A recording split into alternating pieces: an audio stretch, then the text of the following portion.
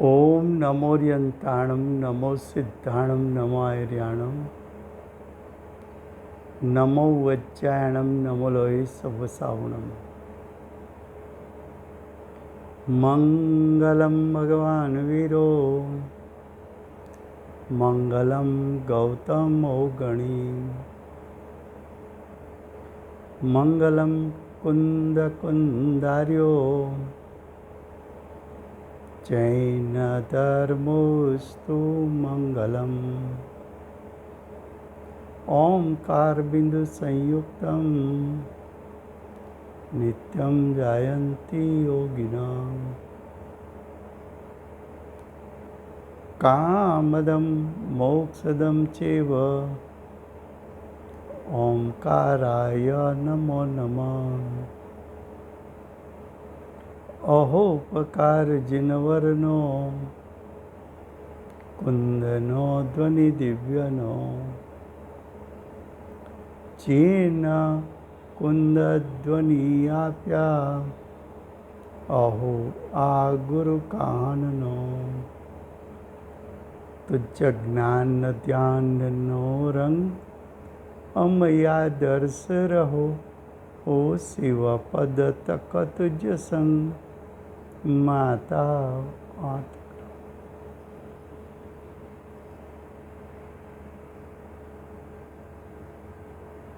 આ અષ્ટપાહુર નામનું અધ્યાત્મશાસ્ત્ર છે. આચાર્ય ભગવંતે ત્રીજું પાહુર ચારિત્ર પાહુરની રચના કરી છે. ચારિત્ર પાહુરમાં આચાર્ય ભગવંતે માંગલિક કરીને પ્રતિજ્ઞા કરી કે હું ચારિત્ર પાહુને કહીશ. ત્યાં આચાર્ય ભગવંતે કહ્યું કે ચારિત્ર કોને કહેવાય? તો કે જે ચારિત્રની આરાધનાથી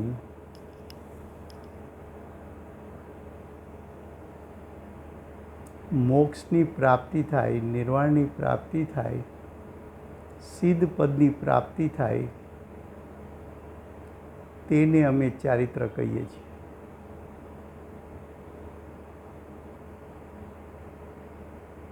એ ચારિત્ર બે પ્રકારનું છે.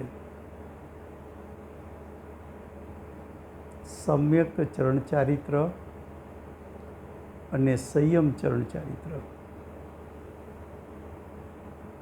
એમાં સંયમ ચરણ ચારિત્ર પણ બે પ્રકારનું છે. સાગાર સંયમ ચારિત્ર, નિરાગાર સંયમ ચરણ ચારિત્ર. સાગાર સંયમ ચરણ ચારિત્ર શ્રાવકોને હોય છે, પાંચમે ગુણસ્થાને હોય છે. આ ચારિત્રનું વર્ણન બે પ્રકારથી કરાય છે. 12 પ્રકારના વ્રત અને 11 પડીમાં. 12 પ્રકારના વ્રત નિરતિચારપણે પ્રગટ થયા પછી શ્રાવક 11 પડીમાં ક્રમે ધારણ કરતો જાય છે. એ 11 પડીમામાં આપણે 7મી પડીમામાં આવ્યા છીએ. બ્રહ્મચર્ય પડીમા અથવા પ્રતિમા.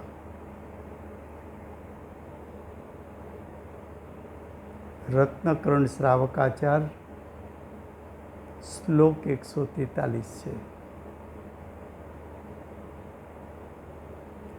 દરેક પડીમાનું વર્ણન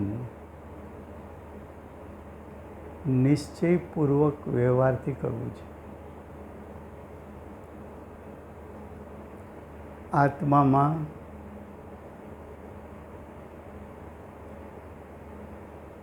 એક વીર્ય નામની શક્તિ છે.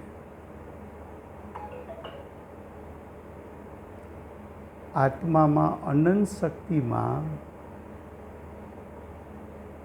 એ અનંતે અનંત શક્તિ અરૂપી શક્તિ છે.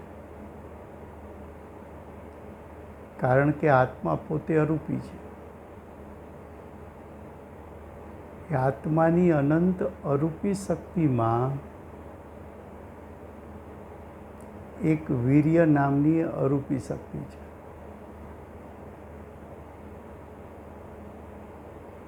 એ વીર્ય શક્તિનું કાર્ય આત્માનો જેવો સ્વભાવ છે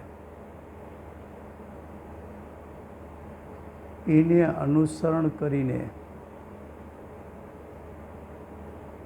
આત્માના સ્વભાવને અનુસરીને આત્માના સ્વરૂપને અનુસરીને તો કે આત્માનો સ્વભાવ શુદ્ધ, આત્માનું સ્વરૂપ શુદ્ધ, એને અનુસરીને શુદ્ધ પર્યાયની રચના કરવી એ આત્માની અરૂપી વીર્ય શક્તિનું કાર્ય છે. અરૂપી વીર્ય શક્તિ એ આત્માનું એક બળ છે.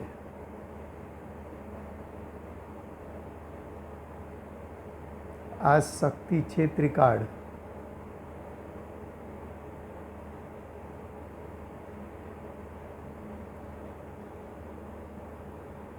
આ શક્તિ છે ત્રિકાળ. પંચમ ગુણસ્થાન વર્તી શ્રાવકે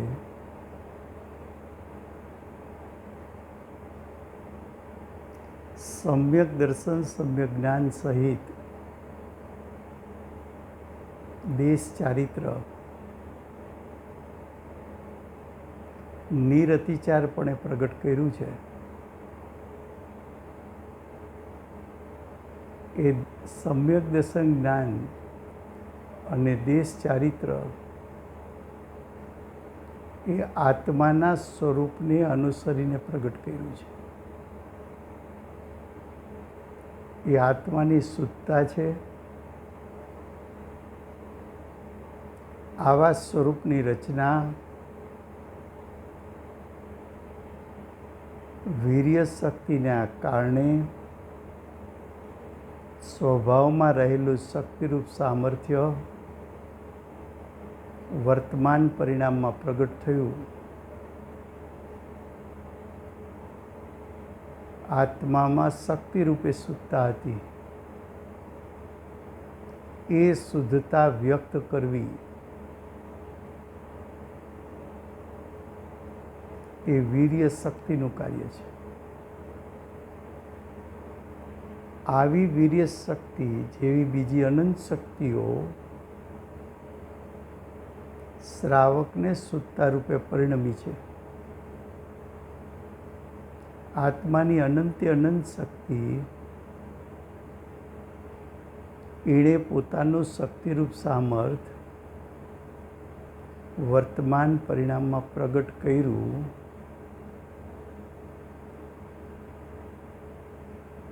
એટલે કે વર્તમાન પરિણામમાં અનંતે અનંત શક્તિએ શુદ્ધતા વ્યક્ત કરી એ વીર્ય શક્તિને કારણે પ્રગટ થઈ છે.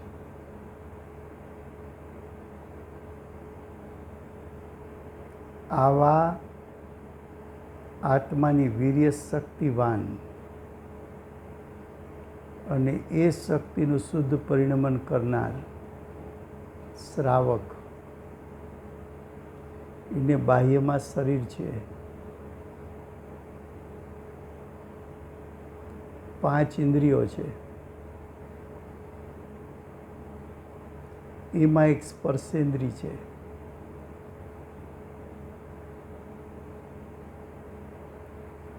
શરીરની શક્તિ, શરીરની વીર્ય શક્તિ એ તો રૂપી ચીજ છે.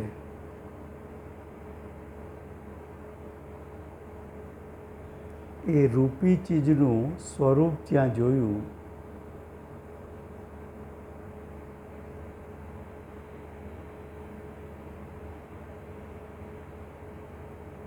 એ શરીરની વીર્ય શક્તિનું જ્યાં સ્વરૂપ જોયું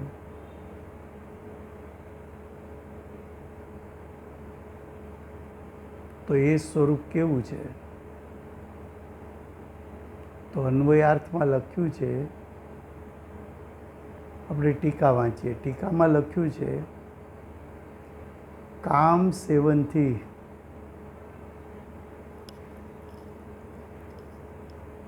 જે વિરક્ત થાય છે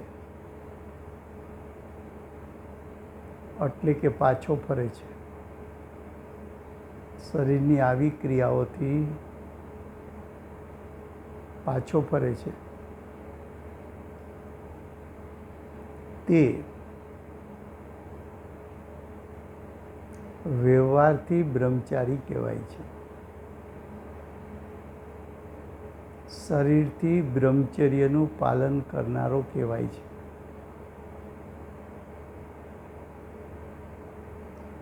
કામ સેવનથી પાછો કેમ ફર્યો?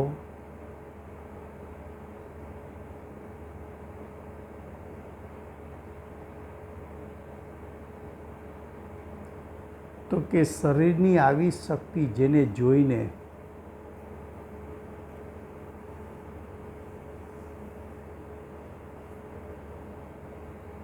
એ શરીરની શક્તિની મલિનતા જોઈને, અપવિત્રતા જોઈને,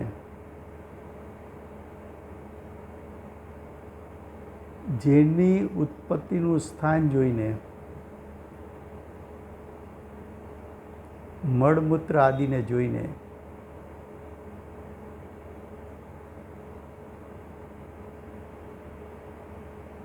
એની દુર્ગંધ જોઈને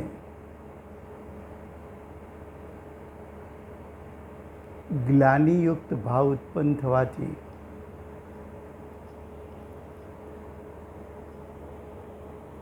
જીવ શરીરની શક્તિથી પાછો ફરે છે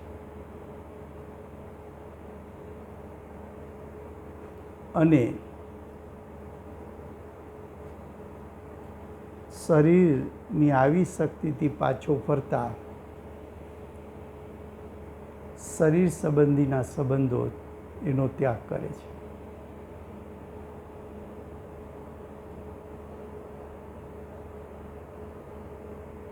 શરીરની શક્તિ અપવિત્ર છે,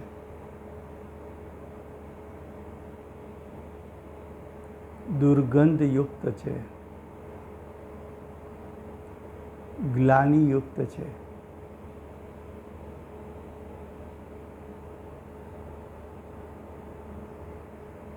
શરીરના જેટલા દ્વાર છે, 9 દ્વાર કયા છે.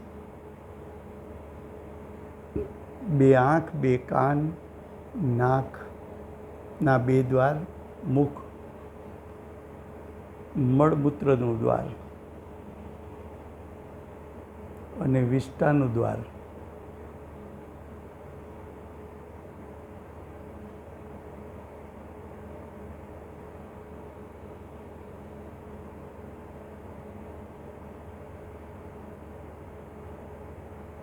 તો 9 દ્વારમાંથી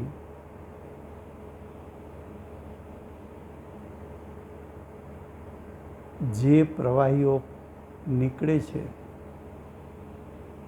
એ દુર્ગંધયુક્ત છે, ગ્લાનિયુક્ત છે. એનું સ્વરૂપ જોઈને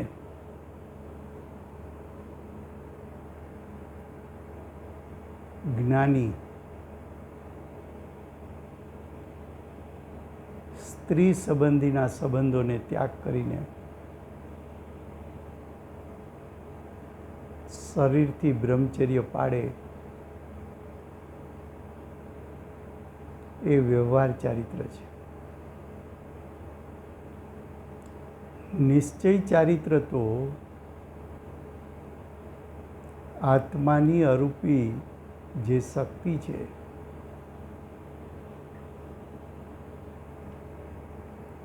એ શક્તિના સામર્થ્ય દ્વારા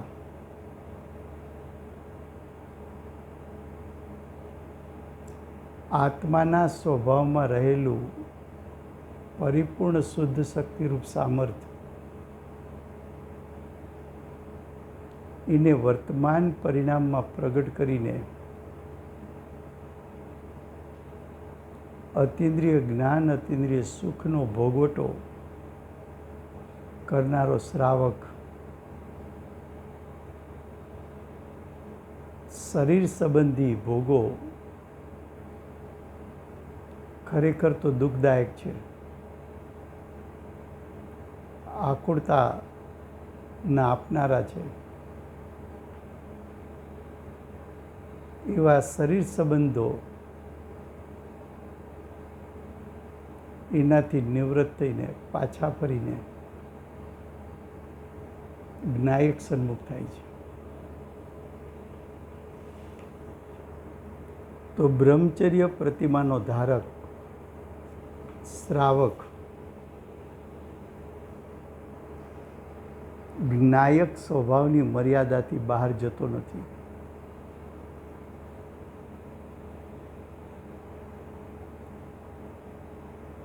એ જ્ઞાનીનું નિશ્ચયપૂર્વકનું બ્રહ્મચર્ય પ્રતિમાનું પાલન છે.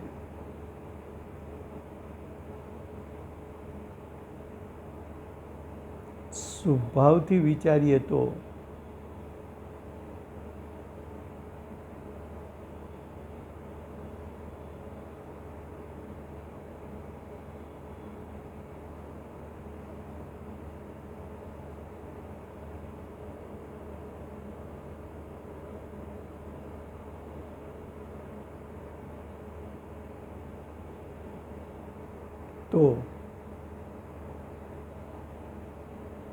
સ્વસ્ત્રી પરસ્ત્રી પ્રત્યેના રાગનો ત્યાગ,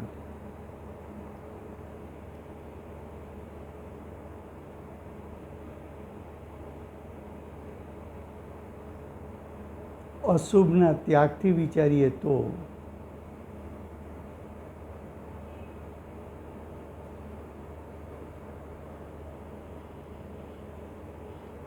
અશુભના ત્યાગથી વિચારીએ તો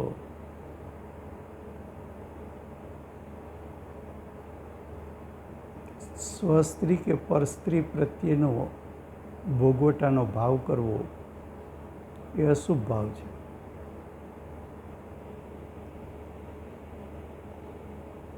ભોગવટાનો ભાવ કરવો એ અશુભ ભાવ છે. એ અશુભ ભાવનો ત્યાગ કરવો.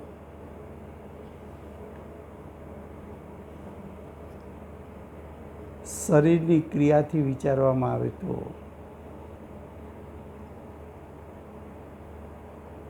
ભોગવટા સંબંધી શરીરની ક્રિયાઓ નથી.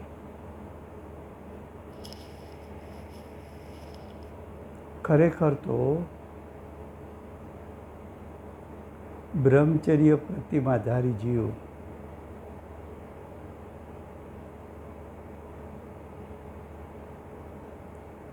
જ્યારે સ્વભાવ સન્મુખ થઈને નિર્વિકલ્પ થઈ જાય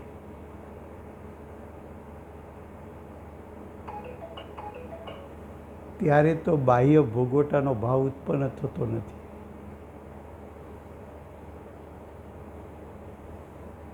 અને સવિકલ્પ દશામાં આવે ત્યારે સ્વરૂપના ચિંતનનું જોર એટલું હોય કે આવા અશુભ ભાવ ઉત્પન્ન થતા નથી. અંદરની નિર્વિકલ્પતા અને તત્વનું સવિકલ્પ દશાનું ચિંતન એને કારણે સેજે શરીર એવું શિથિલ થઈ જાય કે શરીર સંબંધીના ભોગવટાના ભાવો ઉત્પન્ન થતા નથી.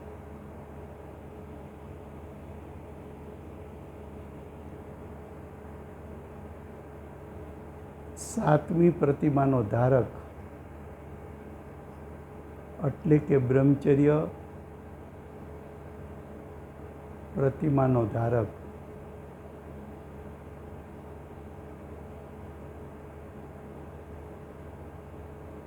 પોતાના સ્વરૂપની મર્યાદામાં રહે છે,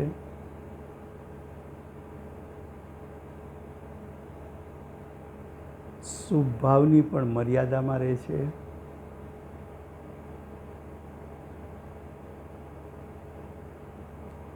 અતિચાર દોષ રહિત બ્રહ્મચર્ય પાળતો હોવાથી અશુભ ભાવને ઉત્પન્ન કરતો નથી,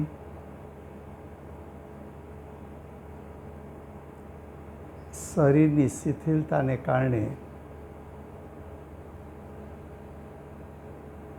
ભોગવટા સંબંધી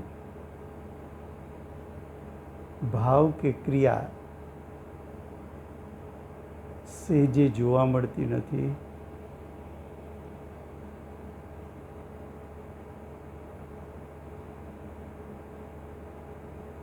શ્રાવક પોતાની ભૂમિકા પ્રમાણે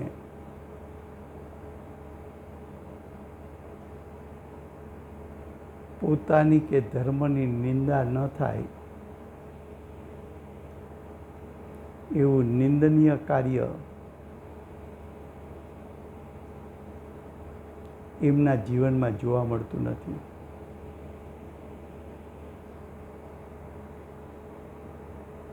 તો કે છે આવી પ્રતિમાનો ધારક તેને બ્રહ્મચર્ય પ્રતિમા ધારક કહેવાય છે. હવે 8મી પ્રતિમા આરંભ ત્યાગ પ્રતિમા. શ્લોક 144 રત્નકર્ણ શ્રાવકાચાર. આરંભ ત્યાગ એટલે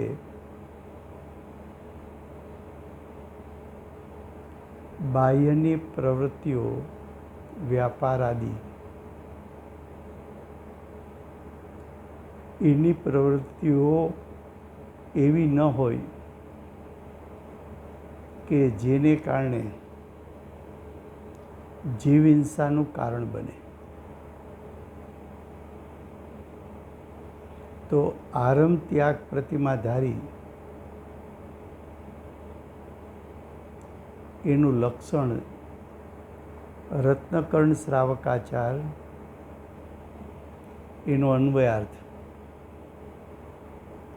જે પ્રાણોના વિયોજનના કારણભૂત હોય એવા, શું કીધું, જેમાં બીજા જીવોના ભાવ પ્રાણ કે દ્રવ્ય પ્રાણ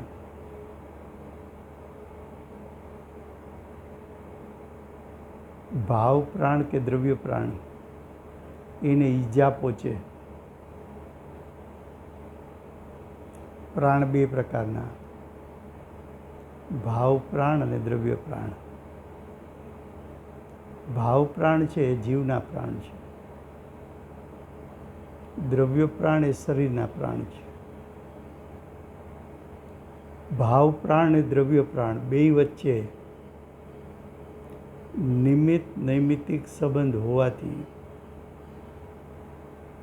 ભાવ પ્રાણ અને દ્રવ્ય પ્રાણ વચ્ચે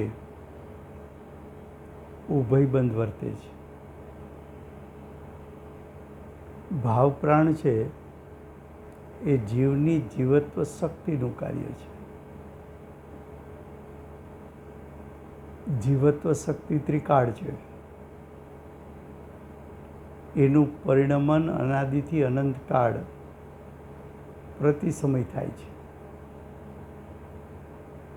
એ ચૈતન્યમય પ્રાણ છે, જેનાથી જીવ અનાદિથી અનંતકાળ જીવે છે.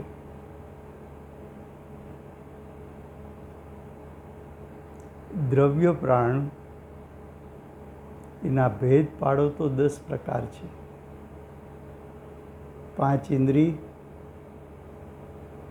3 બળ, મન, વચન, કાયા, શ્વાસોશ્વાસની ક્રિયા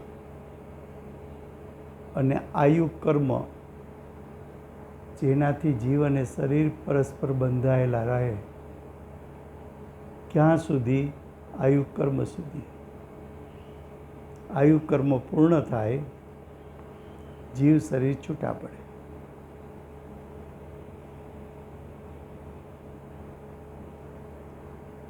ભાવ પ્રાણ કે દ્રવ્ય પ્રાણ એને ઈજા પહોંચે તો એને આરંભવાળી પ્રવૃત્તિ કહેવાય.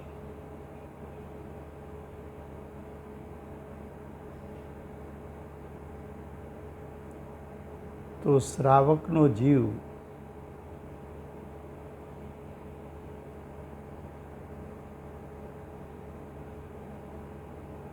ઘર કુટુંબ ચલાવવા માટે એવો વ્યાપાર આદિ ન કરે કે જેમાં ભાવ પ્રાણ દ્રવ્ય પ્રાણ એની હિંસા થતી હોય. હિંસા થાય એવી પ્રવૃત્તિ આરંભ પ્રવૃત્તિ છે. એવી આરંભ પ્રવૃત્તિનો ત્યાગ કરવો એને આરંભ ત્યાગ પ્રતિમા કહેવામાં આવે છે.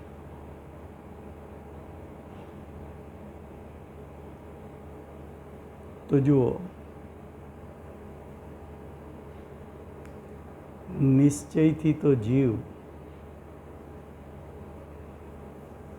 જીવત્વ શક્તિથી જીવે છે. નિશ્ચયથી તો જીવ જ્યારે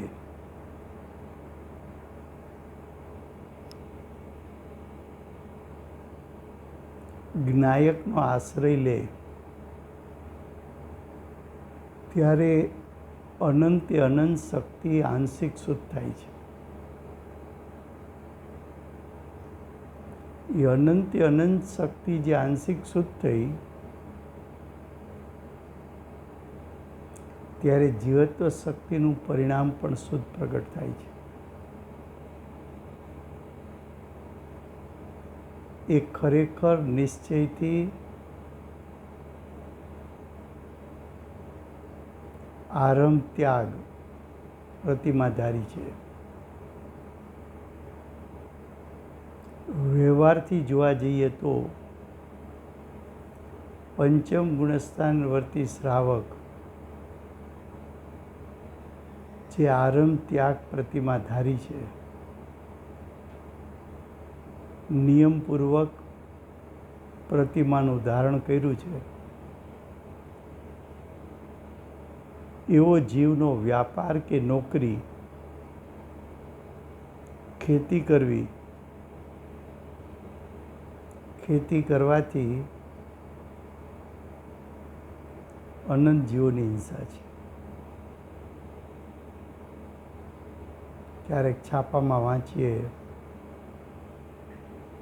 કે જૈન લોકો મીટનો વ્યાપાર કરે છે, એગ્સનો વ્યાપાર કરે છે, ટાકોઝ એના યુનિટો ઠેક ઠેકાણે ખોલે.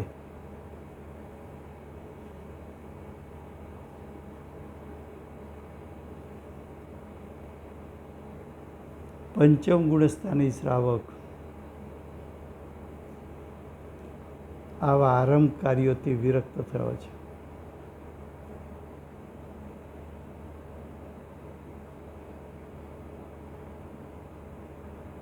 તો આરંભ ત્યાગ પ્રતિમાધારી કહેવાય છે.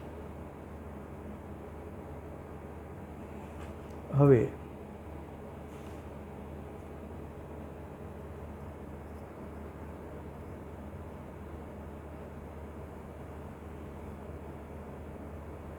આરંભ ત્યાગ પ્રતિમાધારી સ્વભાવ સન્મુખતાને કારણે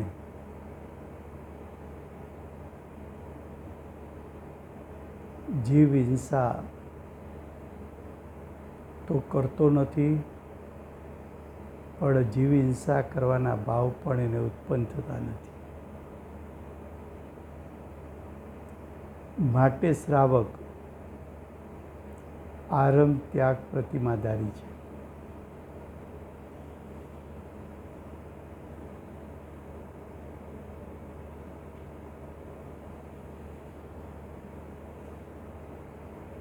પંચમ ગુણસ્થાન વર્તી શ્રાવક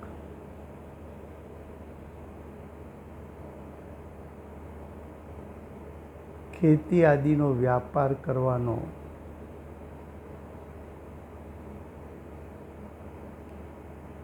અશુભ ભાવનો ત્યાગી હોવાથી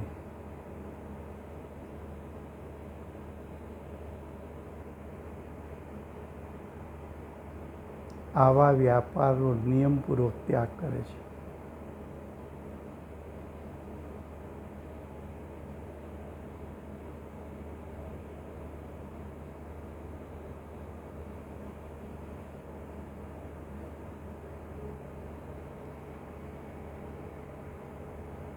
આવા જીવોને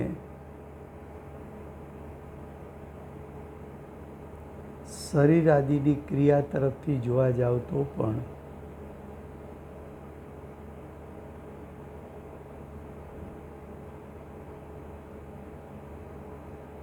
એની ક્રિયાઓ પૂજા કરવી, દાન કરવું,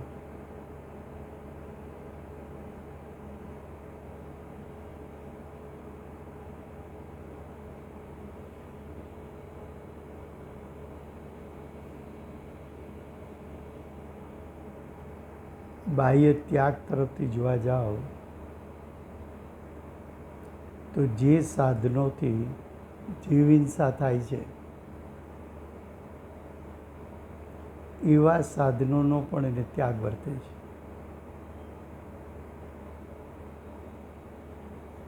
જો રત્નકર્ણ શ્રાવક આચાર છે, હમણાં આપણે એનો શ્લોક 144નો અન્વયાર્થ વાંચ્યો તો હવે એનો ભાવાર્થ પણ વાંચીએ છીએ. જે શ્રાવક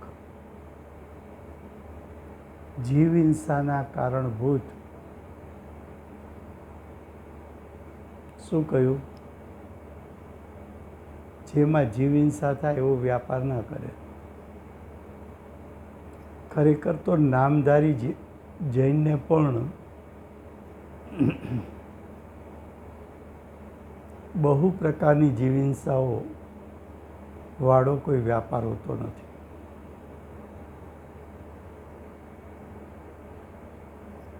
નોકરી છે,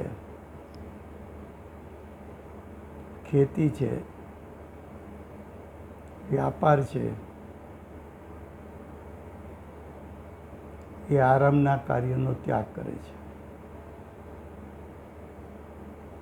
આવા કાર્યમાં કરે પણ નહીં, કરાવે પણ નહીં, અનુમોદના પણ ન કરે. કરવું, કરાવવું, અનુમોદવું મનથી, વચનથી, કાયાથી 9 કોટીએ આવી પ્રવૃત્તિનો ત્યાગ વર્તે. આ પ્રતિમાધારીઓ અભિષેક, દાન, પૂજા આદિ ધાર્મિક આરંભના કાર્યોનો ત્યાગ હોતો નથી. જીન મંદિરની રચના થાય,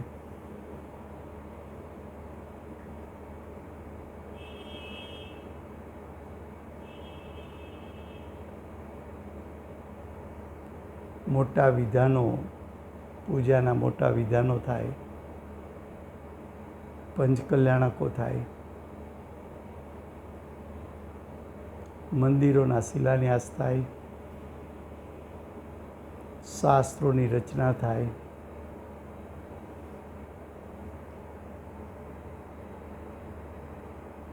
એવી જેમાં પ્રભાવનાનું કારણ હોય, જેમાં ધર્મનો ફેલાવો હોય, એવા કાર્યો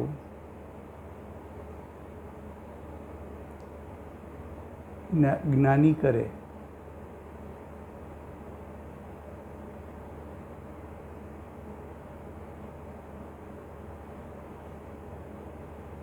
ધાર્મિક કાર્યોમાં જીવ હિંસાનું કારણ નથી.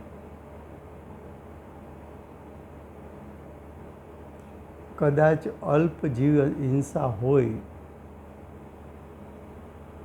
પણ વિશેષપણે ધર્મનું કારણ થતું હોય. દાખલા તરીકે જીન મંદિરની રચના થાય તો બાંધકામ આદિમાં એક વખત અલ્પ હિંસા થવાની છે, પણ લાંબો કાળ જ્યાં સુધી જીન મંદિર રહેશે, જ્યાં સુધી ત્યાં જૈનોની વસ્તી રહેશે, ત્યાં સુધી એ જીવો ભગવાનના દર્શન કરે, અભિષેક કરે, પૂજા કરે, ભક્તિ કરે, સ્તુતિ કરે, આરતી કરે. એ ધર્મસભામાં જિનાલયમાં બેસી તત્વ વિચાર કરે, ધ્યાન કરે.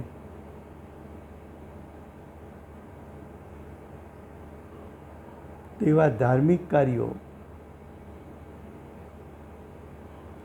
એમાં જ્ઞાની જોડાય.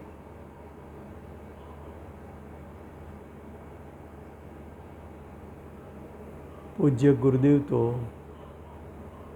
ચતુર્થ ગુણસ્થાનવર્તી સમ્યક દૃષ્ટિ હતા. બેનશ્રી પણ ચતુર્થ ગુણસ્થાનવર્તી સમ્યક દૃષ્ટિ હતા. પણ બંને અધ્યાત્મની મૂર્તિ છે.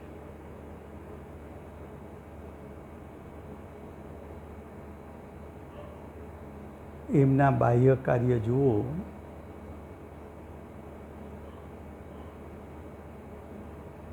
તો એવું કોઈ પુણ્ય લઈને આવ્યા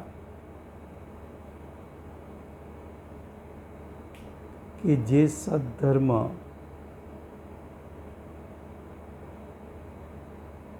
કુંકુંદાચાર્યદેવ પરમાગમો રચીને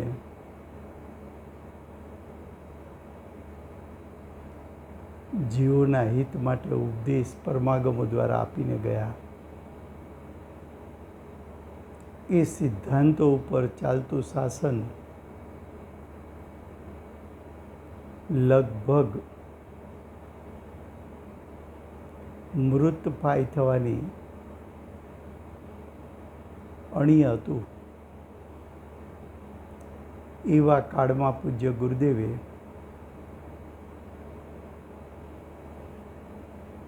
અમૃત સિંચીને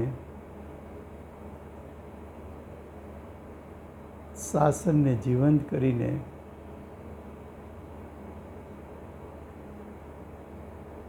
ભારતભરમાં ને દેશ વિદેશમાં આ આત્માની વાત કરનાર કોણ છે,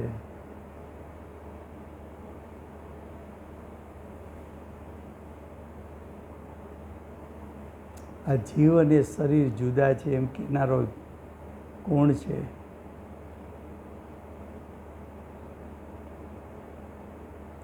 અન્ય ધર્મીઓએ પણ ગુરુદેવની આત્માની ધૂન જોઈને આત્માની વાત કહેવાની શરૂ કરવી પડી.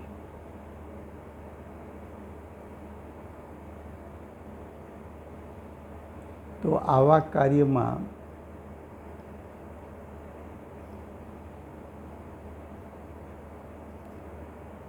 જ્ઞાનીઓ પ્રવૃત્તિ કરે, પણ જે પ્રવૃત્તિ જીવહિંસાના કારણ બને એવા આરંભને ત્યાગવો, એને નિયમપૂર્વક ત્યાગવો, નિયમપૂર્વક પ્રતિમા ધારણ કરીને ત્યાગવું, એને આરંભ ત્યાગ પ્રતિમા કહેવામાં આવે છે. તો આ થઈ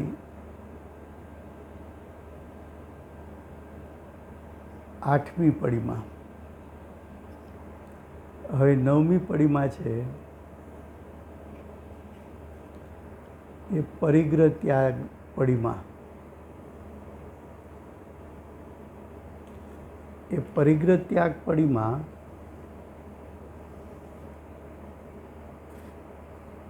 એ નેક્સ્ટ સ્વાધ્યાયમાં ચાલશે. સમય થયો છે.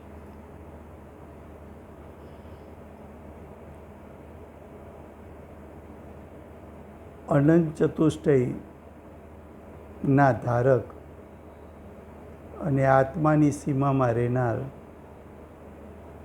શ્રી સિમંદર ભગવાનનો જય.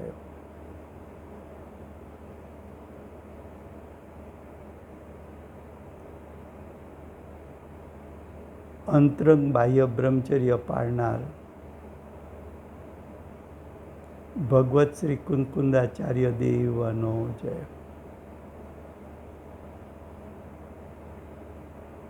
બાલ બ્રહ્મચારી પરમ કૃપાળુ શ્રી સદગુરુ દેવનો જય. સ્વરૂપમાં સમાઈને બ્રહ્મચર્યનું પાલન કરનાર પ્રસમમૂર્તિ ભગવતી માતનો જય. અષ્ટજીનવાણી માતનો જય. પરમ દિગંબર જૈન ધર્મનો